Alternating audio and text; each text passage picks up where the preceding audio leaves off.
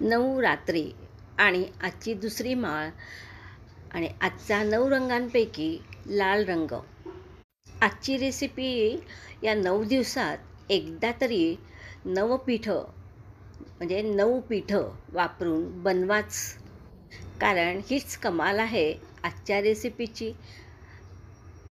9 पीठं तुम्ही तुमच्या आवडीनुसार घेऊ शकता.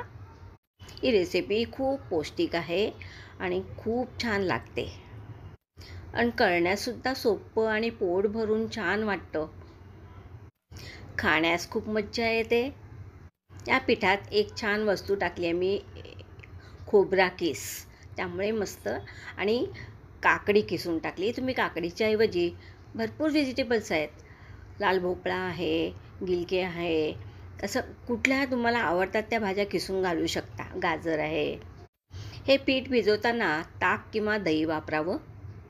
आणि एवढी पिठं आपण घालतो आहोत म्हणजे पचायला आपल्याला थोडं, म्हणून हिंग घातला छान. आणि वरून ओवा, बडीशोप हे सुद्धा पोटासाठी छान आहे.